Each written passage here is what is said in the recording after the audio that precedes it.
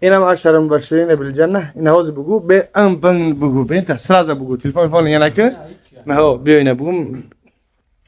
ابو بکر صدیق، عمر ابن الخطاب، عثمان ابن عفان، علی ابن ابو طالب، طلحه ابن عبیدالله، زبیر ابن عوام،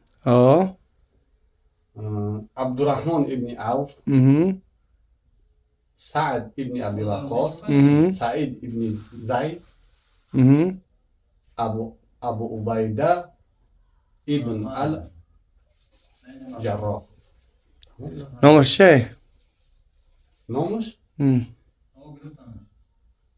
ابو عبيده عامر. اینا برادران عزیز ساعت برید. خب نه کسی افته بگیم جوابی 10 المبشرین بالجنه.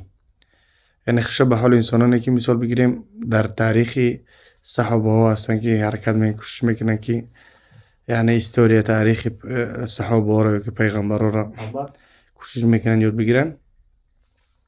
یعنی بهترین صحابه هستن که در روی عالم یعنی در زنده بودنشون اونها را بشارتی به جنت کرده بودن.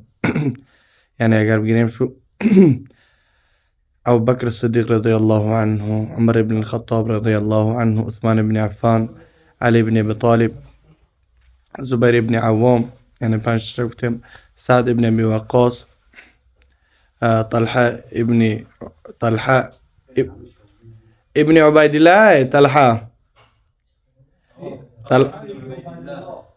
ما شاء الله كده يا تو هستي. عبد الرحمن بن عوف، أبو عبيدة عامر ابن الجراح، سعيد ابن زيد. الله سبحانه وتعالى اینها را یعنی مبشرت بالجنت کرده بود. یعنی اهل جنت هست اینها. الله همه گناهاشون عفو مغفرت کرده بود. یعنی من خواستم حرکت میگم شاید بعضی مثال بگیریم بعضی وقت بهتر ویدیو میکنم در گفت و گو میشن که کیهان اونها کی بودن اونها.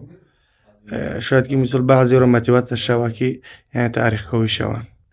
الله سبحانه و تعالی نگهبان حرکت ما و شما باشه. با انشالله که بقربی با کنکورسی جمعیمونم.